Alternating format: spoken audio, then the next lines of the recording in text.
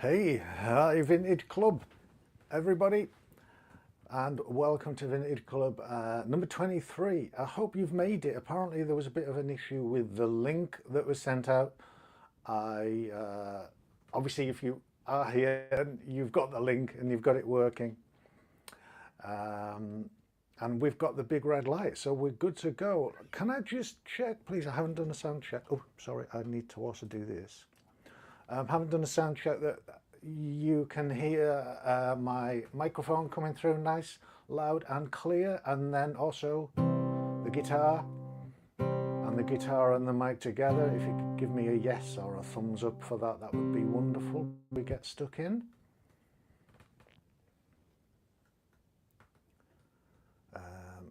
All good. I've got coming in already. Fanny's here. Hi, Fanny. I didn't realise you were hanging around in the background, so you're saying all good as well. Fantastic. Let's begin. Okay. What I'm doing today is a return to a previous club. I did a survey recently in the community. Lots of people took part in that. I'm very appreciative. The basic question was, do you want me to continue presenting brand new material, or would you like me to mix that up with some reading of older club content that was delivered before there was a recording being made, so that there isn't a visual of what was presented in those clubs apart from the resources? And there was a resounding yes. Please go back to some of the older stuff. This is the first of doing that. So I'm going back to, it was Vintage Club 7 when I started Fingerstyle.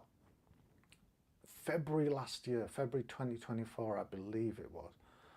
Or was it even a year before that? I kind of lose track of time these days. So it might have been 2 and a bit years ago. And so I'm pitching this one very, very definitely at a level where grade 1 beginners who know a few of the basic beginner chords can take part. There are opportunities for those who are a little bit more advanced to join in. The whole point of these vintage clubs, hopefully you know by now if you have attended already. If you haven't, the whole point is that I do a little bit of something, show it, teach it, demonstrate it, and then either you explore doing it on your own and I sit here while you do it, or I maybe play and you join in playing along with me in real time. So if you've got your guitar, great. If you haven't, please pick it up, go get it in tune, ready to join in. We're going to be doing fingerstyle. So I'm right-handed, I'm going to be using my right hand. If you're left-handed, obviously you want that. While I'm blabbing on for a few minutes and doing some preliminaries, I'm going to suggest you just maybe warm your hands up, do some little stretchy things. Don't crack your knuckles, that's very bad for you. But yeah, get your hands warmed up, maybe start making some chord shapes on your guitar. Just get in the feel for it. Okay, I've got a slideshow. I'm going to be switching between myself and the slideshow. Sometimes you'll have both on screen, but when there's something deliberate and definite to present, I'm going to make myself kind of small and disappear into the corner. So let's do that right now. There we are, fingerstyle, finger picking basics. They're the same, fingerstyle, finger picking, you know, they're interchangeable, I would have thought. So this is what we're going to be looking at today, the fingers and thumb. 5 digits altogether, but for what we're going to be doing, we're only going to be using 4 of them. Our little finger, the 4th finger, the pinky, it doesn't really come into play in terms of doing stuff on the strings, but it can be an important tool, and I'll mention that in a moment. So we're going to look at the technique and various little aspects of it. I won't cover everything, but just some of the main ingredients. We'll look at how the chords that we're going to use can be played in this style. We're mainly going to be doing 4/4 counting, but I want to do a little bit of 6/8. And in the preview materials, I mentioned it would be a good idea if you look at Justin's lesson, which is a 6/8 lesson, as his intro to fingerstyle playing. And then we'll look at some picking patterns, building step by step, starting very, very simple, but hopefully getting to the point where you can play something a bit more complex. Okay, fingers and thumb. Right, what we do for fingerstyle is generally 90+% of the time assign each of our digits to certain string or strings. So the thumb, will start off with the thumb. It has a lot of work to do because we give it 3 strings to cover, which is the E, A and D strings. One of the main reasons for that is when we're playing chords, whether they be 5-string chords like the C, 6-string chords like an E, 4-string chords like a D, the root note is on one of those 3 strings. E, A or D string would be where the root note is, and our thumb is going to be taking care of playing the root note. So that leaves these 3 fingers. They are going to be assigned a single string each. Everything we do today is this. 90% of fingerstyle play is this, but it's not a hard and fast rule. So first finger on the G string. Second finger on the B string. Third finger on the E string. Nice and simple. Okay, it's all written out there for you. I call them index, middle and ring, and occasionally I'll say first or second or third, but I do try to avoid that because if we're saying like first finger, third string, it gets a bit confusing with those numeric terms. In classical guitar, there's a PIMA convention. I don't use this, but you know, maybe you've seen it, maybe you know what it is, where the thumb is P and index, middle and ring are IMA. I'm not going to go into that, I just wanted to show it to you, and I've got a right and a left-handed version of that. So if you ever see music notation with PIMA on it, it's saying which digit to use. The names, the letters there standing for, they derive from Latin terminology, so you know, we don't need it, we're not using it. Okay, little bits of technique that I want to talk about.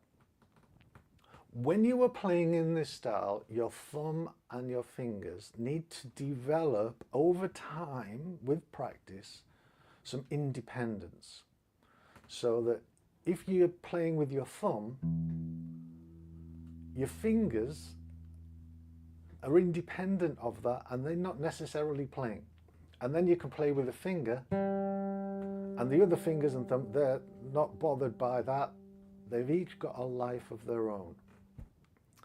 So they want to develop independence so that eventually you can play more complex patterns beyond what we'll do today, but where having that independence is crucial.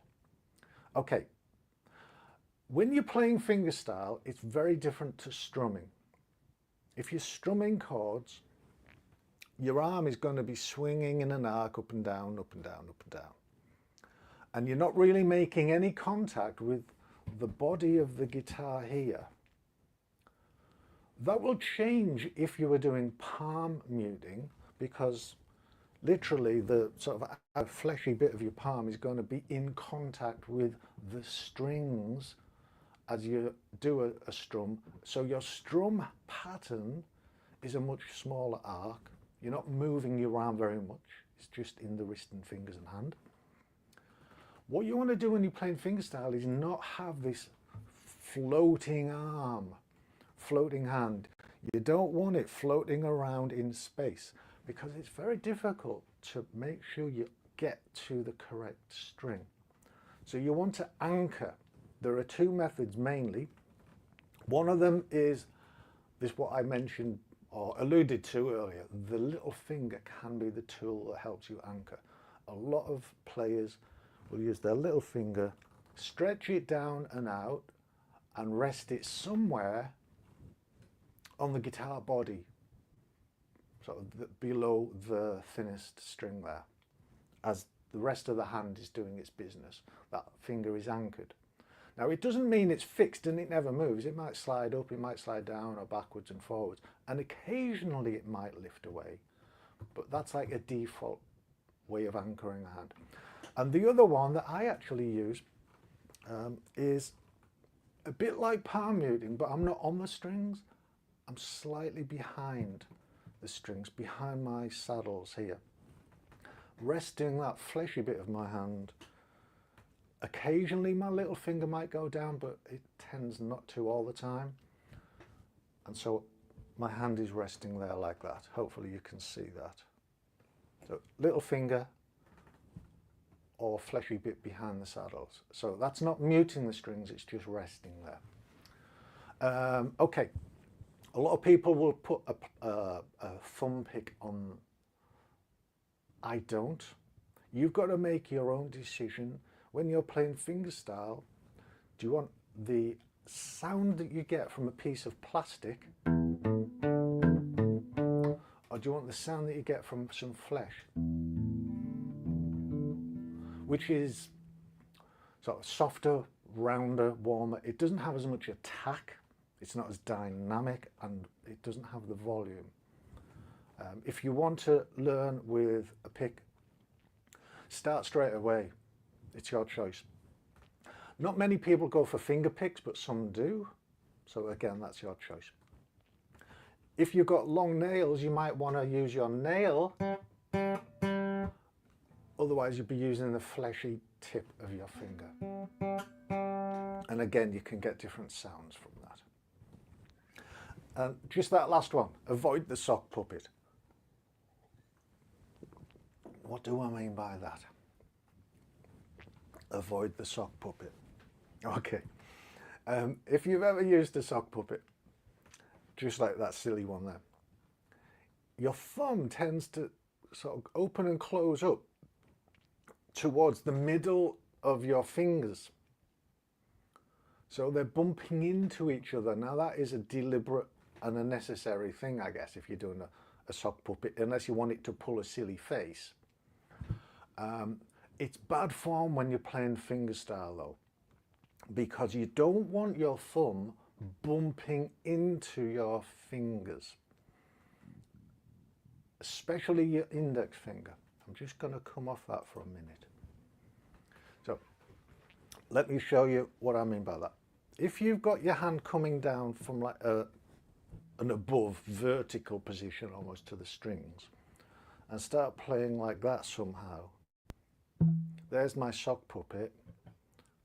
As soon as I play a thumb note, it's bumping into my fingers, and my fingers aren't free to then come upwards and play their notes. So what you need to do, remember you've got some kind of an anchor, you need to just make a tiny adjustment. I'm exaggerating here. A tiny adjustment to the angle of your wrist so that your thumb sticks out away from these fingers. So if I play my thumb downwards now and play my index finger upwards, they're not bumping into each other. Let's just try that. You know, you try that at home. It doesn't matter what. I was on string 5 with my thumb, but my index finger was on string 3. That's where it goes. Just get used to your thumb being not out there. It doesn't have to be that way, but not in here, because they're getting in each other's way. So make sure you get that angle somehow, somewhere.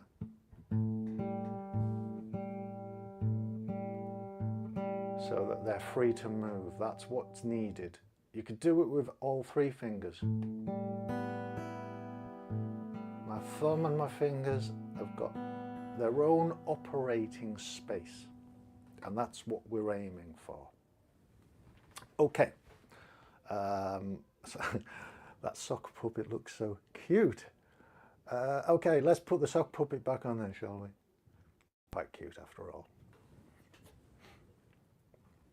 Right, so this is our very first thing we're going to be doing, and we're going to be using muted strings. I'll make myself a little bit smaller on that so that I'm not covering up the music. It's a 6/8 pattern, which means we're counting 1, 2, 3, 4, 5, 6. The 1 and the 4, remember, in 6/8 are like the pulse. And all we're doing is playing with our hands resting to get that muted sound. Justin talks about this lots. We're starting with our thumb on string 5. Our 3 fingers are on their assigned strings. And we'll play the first bar and the first bar only, and it's going to sound like this. Okay, in terms of strings, 5th, 3rd, 2nd, 1st, 2nd, 3rd. In terms of fingers, thumb, index, middle, ring, middle, index. The fingers are written on screen for you to follow there.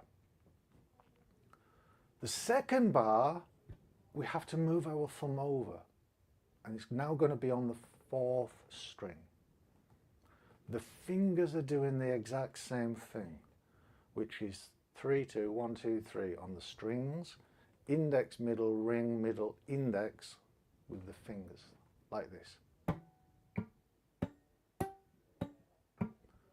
I'm giving them quite a tug. You don't need to play that hard. I'm exaggerating the sound so you can hear them all very clearly. Then for the 3rd bar, we go back to the 5th string with our thumb. And for the last bar, our thumb now goes all the way down to the 6th string. But our fingers are still on the 3 thinnest strings. Okay, I wasn't doing any counting there, I wasn't following a specific time, but we'll do that now. We'll go through this just 2 times. I want to get the chords quite quickly. So hopefully you can follow and do it at this tempo. I'll count in 1, 2, 3, 4, 5, 6. 1, 2, 3, 4, 5, 6. 4th string, 2, 3, 4, 5, 6. 5th string, 2, 3, 4, 5, 6. 6th string, 2, 3, 4, 5. And again, 5th string, 2, 5, 6. 4th string. 5th string, 2, 3, 4, 5, 6. 6th string, 4, 5, 6. Okay, let's look at some chords then. That's what we're here for, music. And it's the 3 beginner chords, of course it is. 5th string root, 4th string root, 6th string root. What else would we expect? I'm not going to talk about this, I'm just going to begin playing it. And in your own time, I want you to join in with me and try and do it.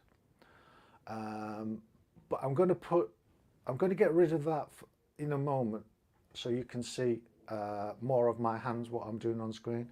I'm going from the A chord, just like I was, the exact same picking pattern. To the D chord, my thumb has moved to string 4 because that's where the root note is. Back to the A chord, thumb on string 5 again, and finally E chord, thumb on string 6. Okay, so let me just get rid of that. Counting 1, 2, 3, 4, 5, 6. D, A, E, back to A, and D, A, then E, round and round, A, then D, A, now E. Keep it going without me talking.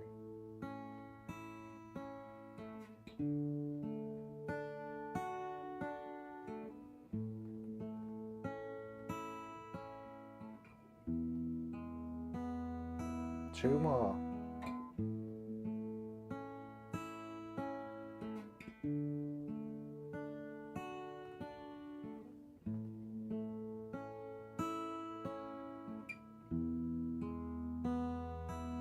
Last time.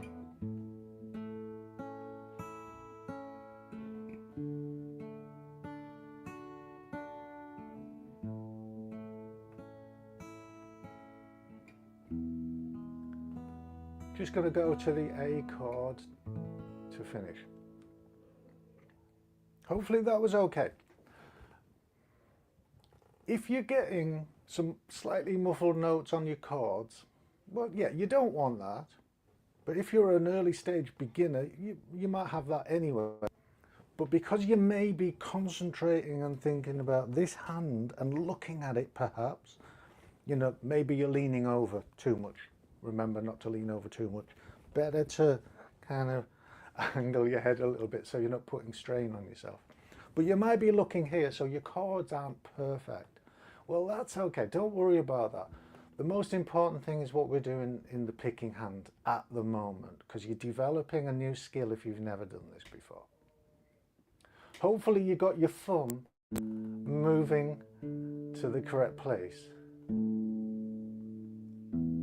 And hopefully you remember to anchor, because by anchoring, whichever way you're doing it, it's easier to find that home base of which string at any given moment, because you gain the familiarity with your hand being a certain place in the spatial dimension of the guitar strings. Okay, I wanted to do the 6/8, but we're going to be leaving it behind really. But the value of it there was the fact that you were practicing fingers, index, middle ring, ascending in terms of pitch of the notes, and you were practicing the descending, the opposite pattern, which we'll be using both of very soon. So you've already tried that out and hopefully succeeded at that. Okay, let's look at the next thing then. Well, I say we're going to leave 6/8, so we are. Yeah, I put this in just in case anybody wanted to practice it, so I'll briefly mention it, and it will be as part of the notes that we go through. I've often referred to the doo-wop pattern in my vintage clubs, but not in this case. So if you wanted to take a 6/8 pattern, you could go 2 bars on the G, 2 bars on an E minor, 2 bars on a C, 2 bars on a D, using that exact same picking pattern, and it's going to sound really pretty, but we're not doing that today. Okay, we're doing a simple 4/4 pattern. Now that will look similar to the 6/8, where we're climbing from the root note with the thumb up to the first string, but we stop there because we only need 4 notes ringing out, because it's 4 quarters in a bar. So on an A chord, 1, 2, 3, 4. We don't need to count to 6 because we're in 4/4 time now. Okay, so again, I think I could skip past that and go straight to some chords. I hope I can. There's the count up top. The underscore is a missing and. We're not playing eighths yet, but we will get there.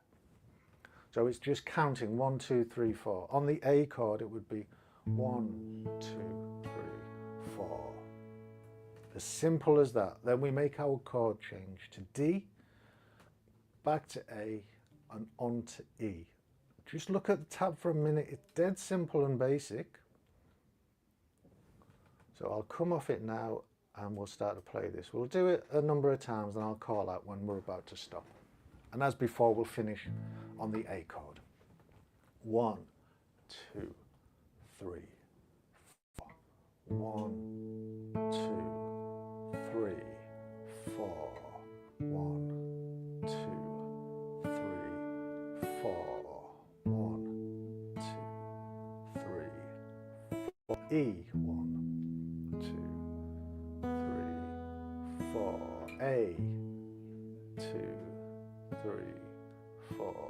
B. 2, 3, 4. A. 2, 3, 4. E. 2, 3, 4. Two more times.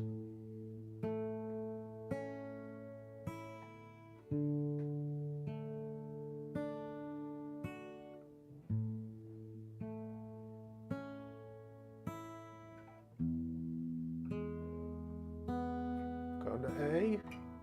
Last time through.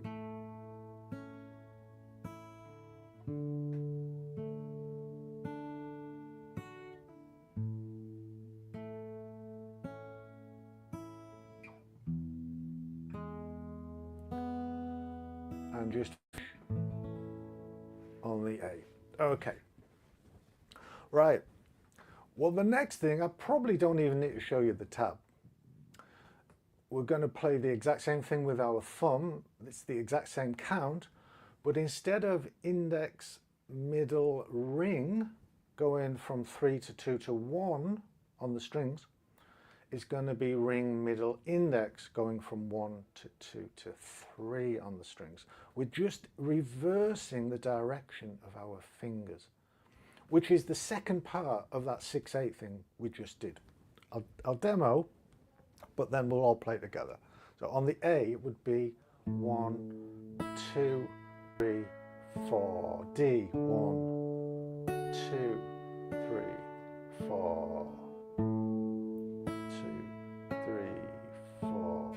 1, 2, 3, 4. Hopefully nice and simple. Let's get straight into it. 1, 2, 3, 4.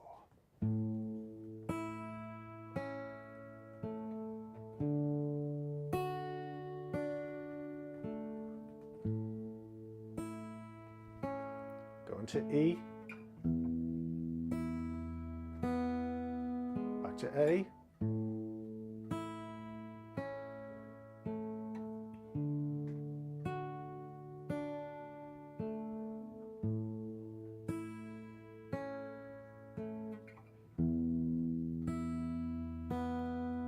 two more times. 2, 3, 4.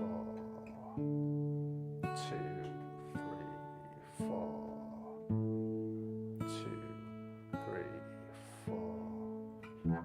Oops. 2, 3, 4. Last time.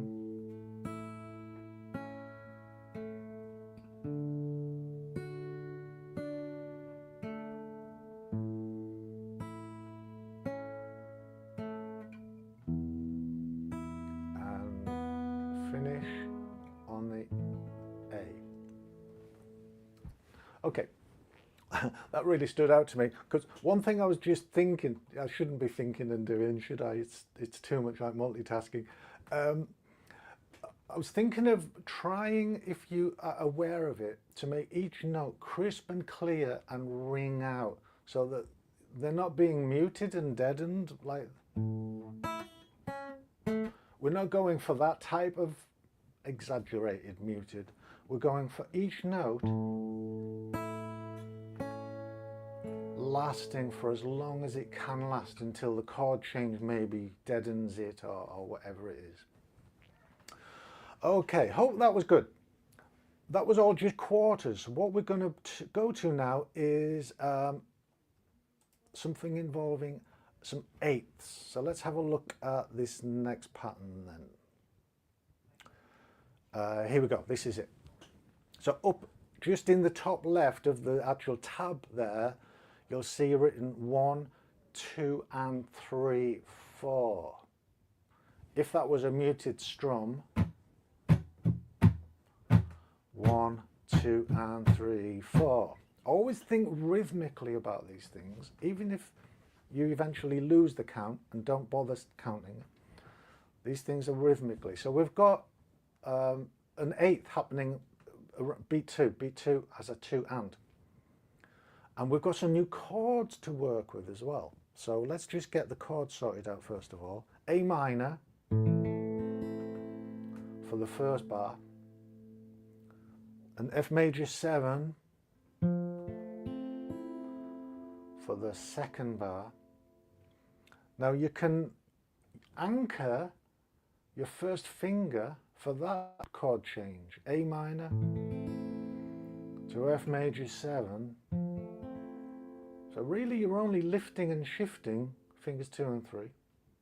And it's the same for the F major 7 to the C. Lift and shift fingers 2 and 3, but finger 1 is an anchor. And the fourth chord is a G. Now, if you are an early stage beginner and you're not quite confident on your G, I'm going to give you a way of accessing this. The way I've got it tabbed is weak finger G,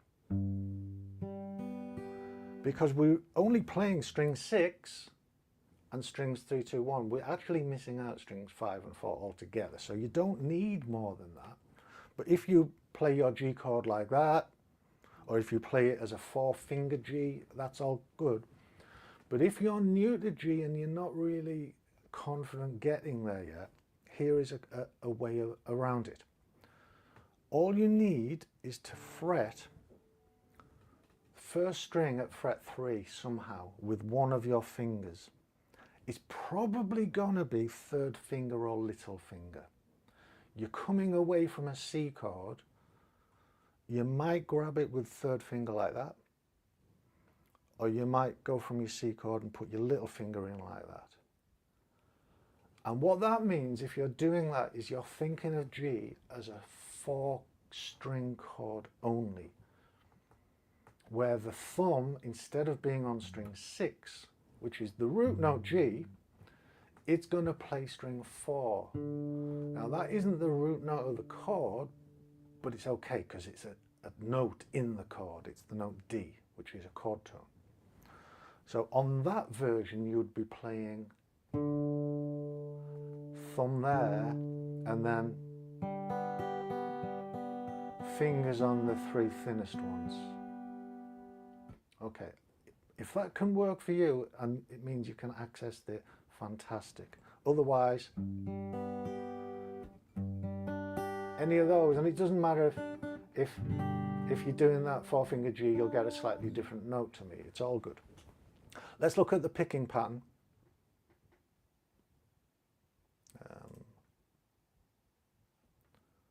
Hang on, I want that one. So, to get the 2 and working, we just have to do a little bit of a hurry up. After we've played our thumb note for the 1, fingers 1 and 2, so index and middle, I've just got to go a little bit quicker. 1, 2 and 3, 4. Like that. 1, 2 and 3, 4. Oops, I messed that up, didn't I? Sorry. 1, 2 and 3, 4. 1, 2 and 3, 4. That's the picking pattern on F major 7.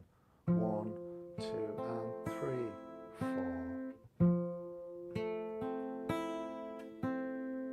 So you're constantly thinking to yourself 1, 2 and 3, 4. There's a little acceleration just on that second beat for all of them. I'll play the whole thing through with the tab in front of you, but then I'll come away from the tab and just put myself in shot. Sorry, starting on A minor.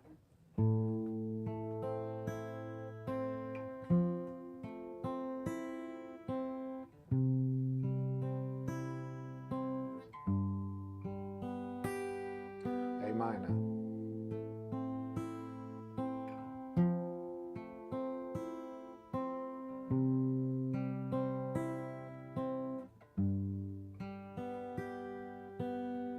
Okay, I'm going to play it a bit slower when we do it all together. That was quite quick, I guess. So here's your counting. 1, 2, 3, 4. A minor. 1, 2, and 3, 4. F major 7. 1, 2, and 3, 4. C. 1, 2, and 3, 4. G. 1, 2, and 4. 2 and 3, 4. F. 2 and 3, 4. C. 2 and 3, 4. G. 2 and 3, 4. A few more times. F. C. 2 and 3, 4. G. A minor. F. C. G. Last time. A minor. F. C. G.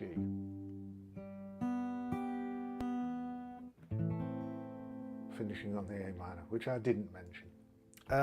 Okay, for the more advanced among you, maybe you want a challenge, so maybe you could do the full bar chord F or the mini bar chord F. But I was also thinking you might want to extend yourself and think, well, okay, I'll use a capo. Remember my capo conversion chart. A minor would be an E minor shape. F would be a C shape. C would be a G shape. And then G would be a D shape. I'm only going to say that once.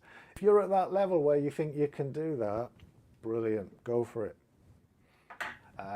Maybe you noted it down, or you'll have to remember it or work it out again or something. Okay, so we've got that chord progression. We're going to use it for a few little runs through. Let me just go back to this then. Right, what are we doing here? Well, we've got the same rhythm, 1, 2, and 3, 4, but instead of ascending with our fingers from string 3 to string 1 at the start, we're descending, climbing back up on the beat of 4. That's what the A minor sounds like. Just get used to it.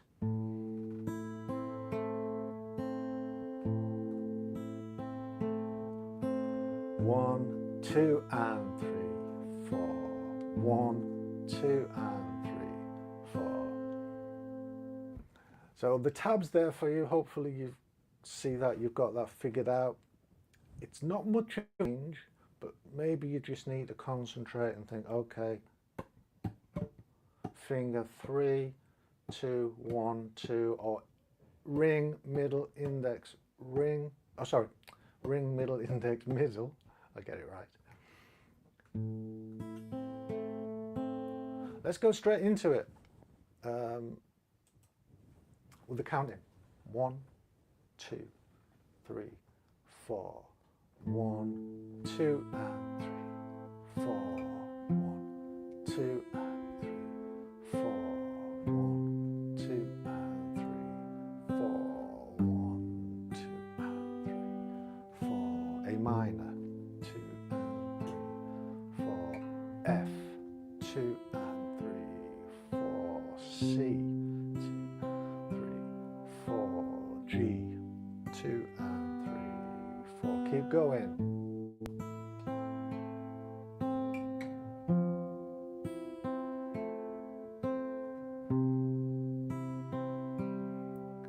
G.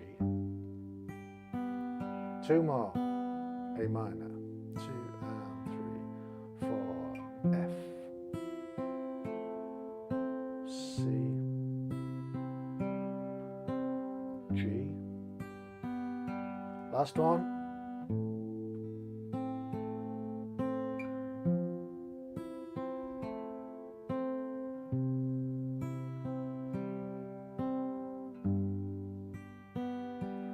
Finishing on an A minor. Okay, hopefully this is all good. We're just going to check the comments. Give me a moment. Maybe you can practice that for a little bit while I see if anything is screaming out at me for attention. Oh, the first one I've read, my guitar is sounding amazing tonight. That's fantastic, from somebody called My Learning. I'm so pleased.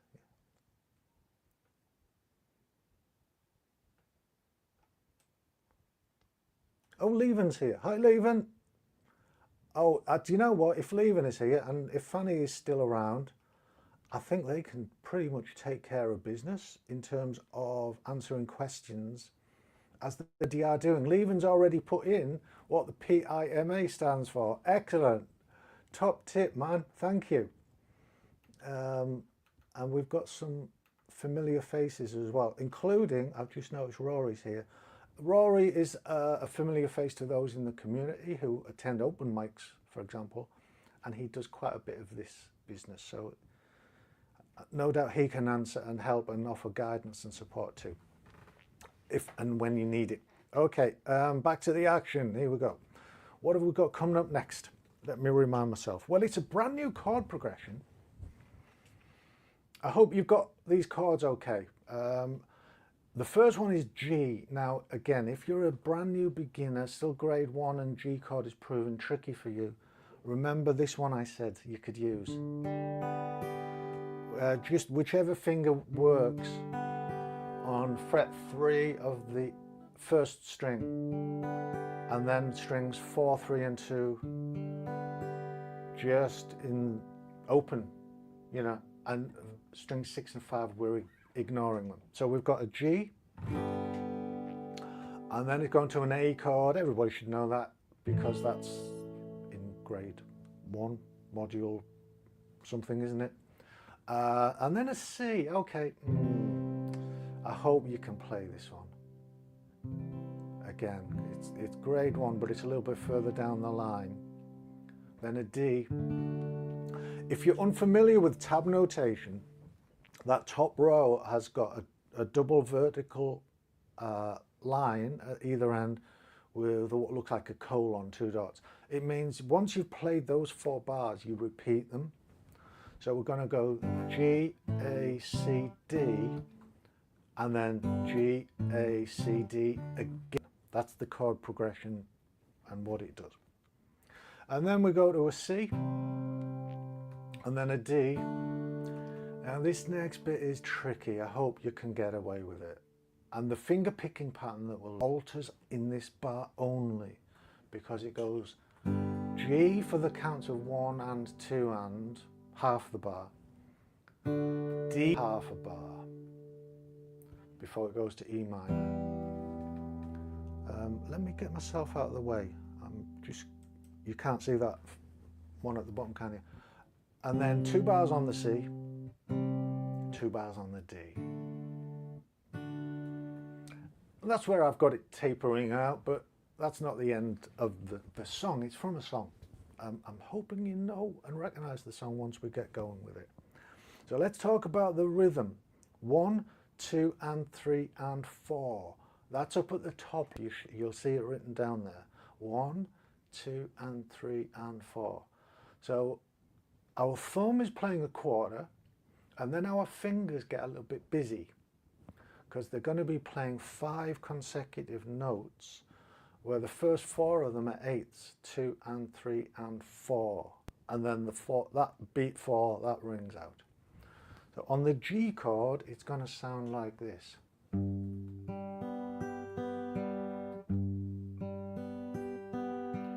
1, 2 and 3 and 4. 1, 2 and 3 and 4. Now if you want to practice that with muted strings or just with no chord at all, as if you're playing no chord at all. You're actually playing E minor. Metallica fans will know this one from Nothing Else That Matters. Start again. So it sounds all right, or you might do it with muted. Just get that rhythm going. 2 and 3 and 4. 1, 2 and 3 and 4. I don't want you to be thinking about this rhythm when you've also got quite a lot of chord changes happening. 1, 2 and 3 and 4. 2 and 3 and 4. 1, 2 and 3 and 4. 1, 2 and 3 and 4. 1, 2 and 3 and 4. Okay, hopefully that's coming. Now what I want to do is go to look at just the first 4 bars, which we know are a repeat, so it's actually 8 bars in total. G to A to C to D. Nice and slow.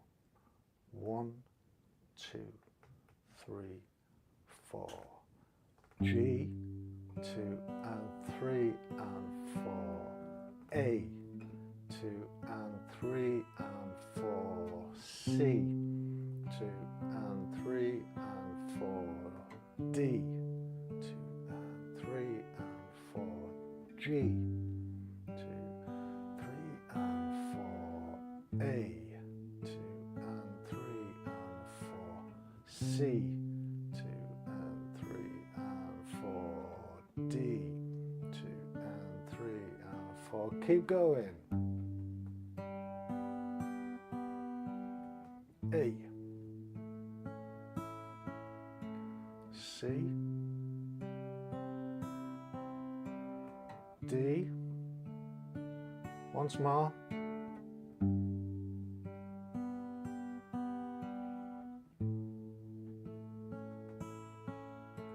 C, then D.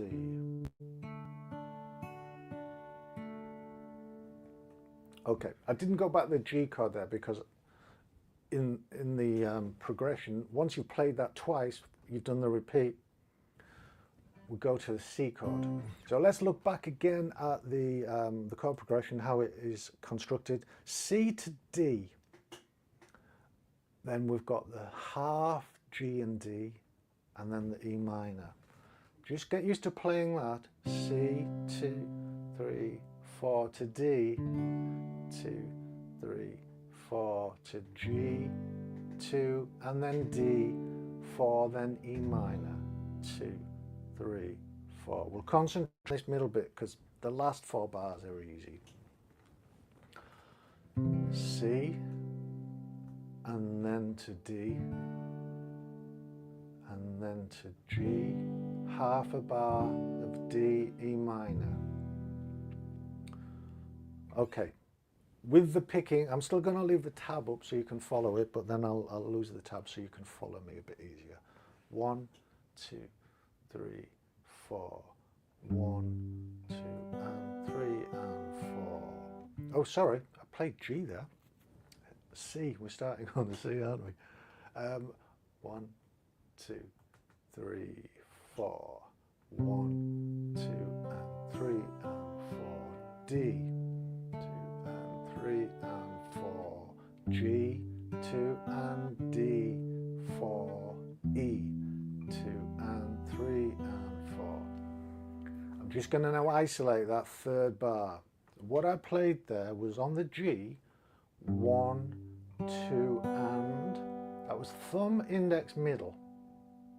Then I moved to D, thumb, index, which was just 3, 4. So it went 1, 2 and 3, 4.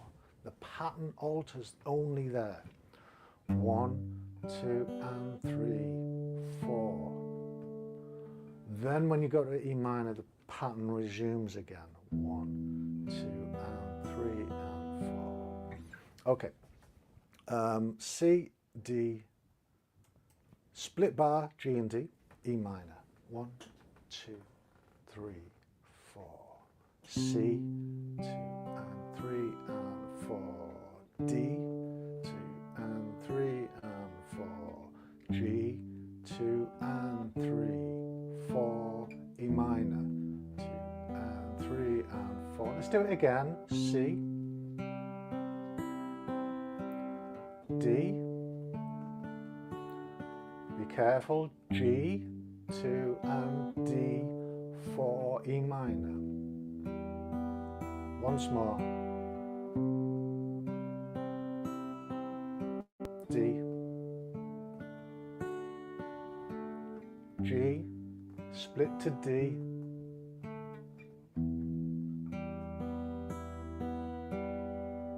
okay. The last 4 bars is basically twice on E, C, and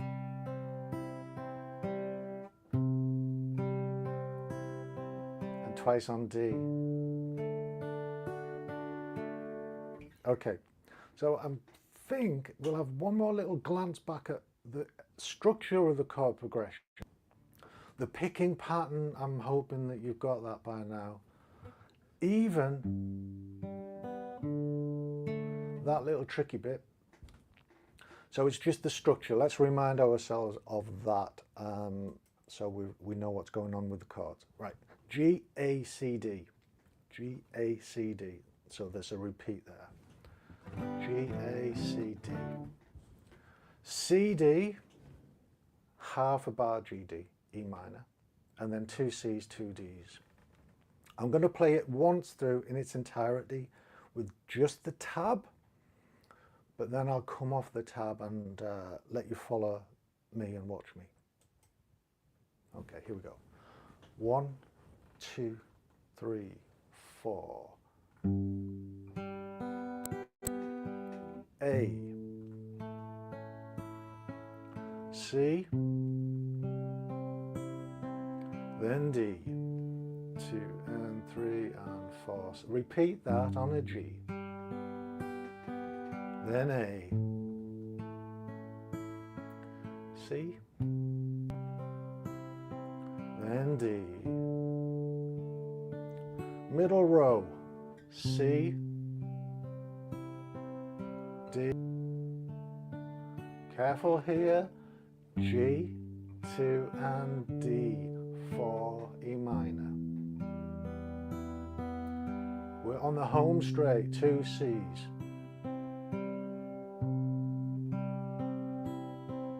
Two D's.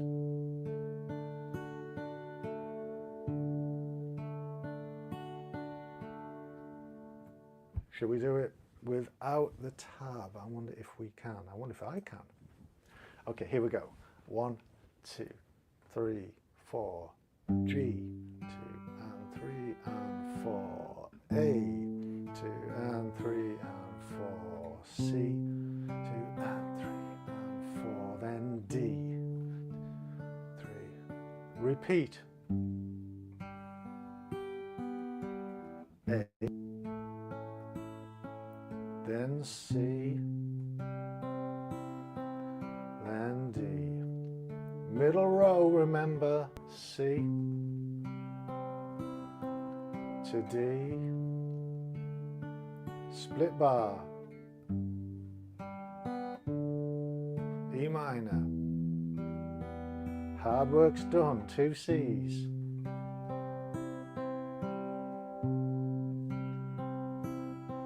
two D's. Let's go round again. From the start, G, then A, C, D, G, A, C, then D. Back to C, then D, split bar, E minor, C, still C, and then 2 Ds.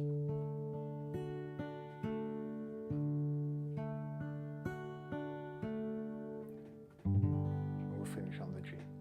Okay, in the comments, what song is it we're playing? What have you just learned to play? Has anybody said it already? I don't know.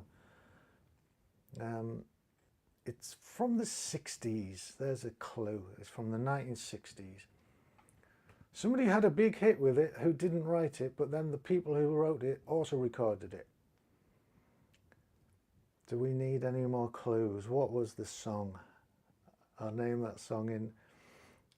Is it Leonard Skinner? Do you mean Leonard Cohen or Leonard Skinner On Time? I think you're mixing your rights up. It could be one or both, but it's not either, actually. And it's not a transposed House of the Rising Sun? No, okay. Okay, the person who had a big hit with it was a woman. And then it was written by 2 people together, part of a big band, one of the most famous bands in the world. We have the answer. It's come in from Rory with a thumbs up. Yeah, thumbs up, Rory. As Tears Go By. We're playing it a little bit slow. We're not playing it like the record. But maybe now you know what it is, it becomes recognizable. Think of that first lyric. I'm not going to sing it. It is the evening of the day.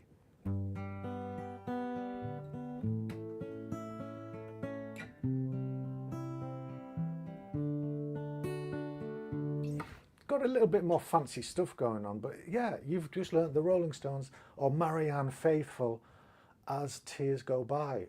Fingerstyle, finger picking, which maybe you hadn't expected if this is your first foray into finger playing. So well done and congratulations if you got this far and you've kept with it. For those who are familiar with this stuff, then, you know, hopefully you got something out of it and enjoyed it. Or maybe you were just part of the whole experience and you help people along. Right, let me go see if Leven, who popped in here, has starred any questions. No, there's no starred questions. And I'm guessing then that Leven and or Fanny have answered questions that appeared. So we're nearly up on time. If you've got any questions that you want me to address now, type them in, type away, get them written. And I'll have a little go at doing it. Oh, here we go. Thank you. Right, Leven has done me a little star on that one. I'm not seeing any stars. Oh yes, I am. Sorry, there's 3 at the top. I'm looking in the wrong place. There are 3 starred questions. First one from Jin Lynch. Is it good to access the bass note so it rings longer? Well, yeah. What we're doing here is a real basic simplified version of most finger styles. As things get more complex, your thumb becomes busier and it plays more notes. If you can allow your thumb note, the root note, to ring for the full bar, that's wonderful. So if I just count 1, 2, 3, 4 with the C chord, 1, 2, 3, 4. It tails away, but it's lasting for virtually that whole bar, isn't it? If I do it with a finger style, 1, 2, 3, 4. That thumb note is still present, as are all the other notes. We're letting them all ring out as much as we can. I'm over exaggerating by really giving them all quite a tug there, but yeah, definitely try to get that thumb note, the root note, to last as long as you can. That's a good point, good question. Thanks, Jim. Okay, from Estelle, the opposite direction always scrambles your brain. Right, you might be better off then, Estelle, going all the way back to what we started with, that 6/8 pattern, because the way that it just falls naturally under the flow and the direction of your fingers means you're climbing up pitch-wise, ascending, and then you're climbing, having hit the top, which you only play once, you're climbing back down, you're descending. So did we do that on a chord? I can't remember. Let's say it's on an A chord. 6, 8. 1, 2, 3, 4, 5, 6. Now notice that on 4, the beat of 4, that's when you've reached the top. So once you've done that a few times, 1, 2, 3, 4, 5, 6. Try skipping out the 2 and 3. Count them. Be aware that the beat is running, but don't play the notes. So it would be 1, 2, 3, 4, 5, 6. 1, 2, 3, 4, 5, 6. So that's how you can morph the 6, 8, which has both directions, into just the climbing down, the descending notes. And then you could put it onto a 4, 4. 1, 2, 3, 4. 1, 2, 3, 4. Just isolate it, practice it very, very slowly. You don't need a chord, like I said. If you play the open E string and these 3 thinner strings, you're playing an E minor chord. Think about the shape of an E minor chord if you've learned it. What do we have in addition to that? A fretted note on the 5th and 6th strings, fret 2. But this isn't playing strings 5 and 6, 5 and 4. So you can sit there without having to make any effort with your left hand or your fretting hand. Up and down. Round and round and round. Repetition is going to help. Lizette, thank you for your question and attending. Is Hallelujah a good fingerstyle practice song for beginners? Love that one. Okay. Yes is my reserve answer. I'm saying reserve because I know Justin teaches it in the key of C. And I don't normally play it in that key, so I'm having to think what the chords are. I normally play it in a different key where there's an awkward chord. I think in the key of C, it would work. I think you're going to need your F major 7.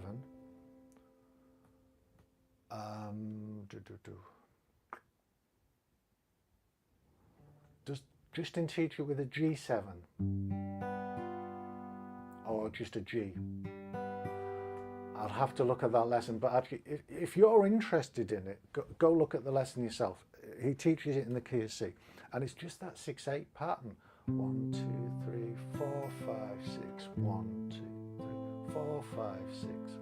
It's the one we started with, and if you know the chords, which are pretty much beginner chords, then you're good to go. Okay.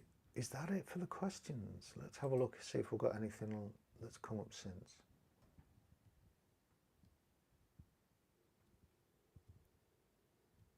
Oh, right. Somebody's put what I've put in there that I think, is that enough, Fanny, saying that, yeah, Hallelujah is feasible in G, but in G you'd need a B7 chord.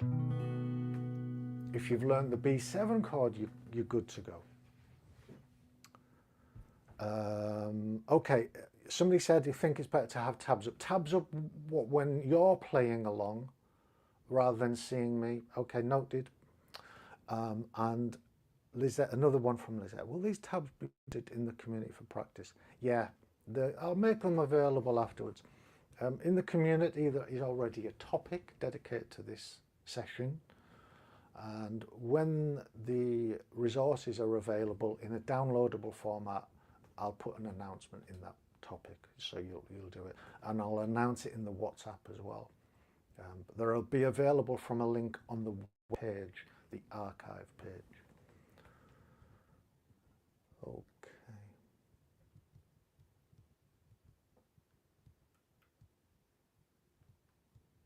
I think that's about it. Oh, hang on, no, there's one on screen. I'm looking in there and it's over there. Right, Jim again.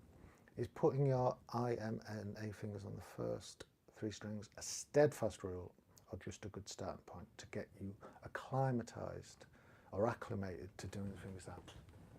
Oh, index, middle, ring on the 3 thinnest strings is not a hard, fast rule. There will be in your futures many occasions when that changes. Let me give you a for instance. You might be playing a song where your index finger comes to play string 4. So you kind of shifted your fingers up to do that. There might be occasions when you're playing alternating thumb. Let's say you're on a D chord and your thumb is playing string 4 but also string 3. So there's only 2 thinner strings left, which means your hand shifts over, string 3 gets knocked out of the picture, and fingers, did I say string 3? Finger 3. Fingers 1 and 2 take care of the 2 thinnest strings. So it happens, but you can think of it as a vast proportion of songs. Those 3 strings, those 3 fingers are going to be what you use. So, and definitely as a start point, yeah.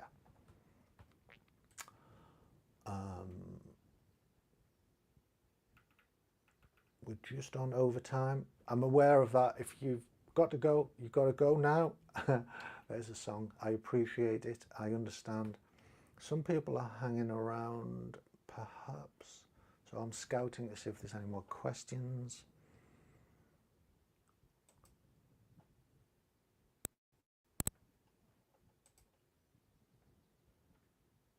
But I'm not seeing. Okay. For however many of you are still left in the room, let's close it there. Very big thanks for attending. Looking at some of the names that I did recognize, I know that this is more basic than the level that you're playing at. But if this is pitched at the right level for you and you've only just started, I hope that there was something here that you can make a start with on your fingerstyle. And I can do more in future until these catch-up sessions eventually do catch up with the lessons I did where there is recorded video content, and then I'll kind of even them out. So yeah, thank you very much. Thank you to Fanny and Leven for helping out in there, and anybody else who's been helping out. Thank you to all for attending, and I will see you in May.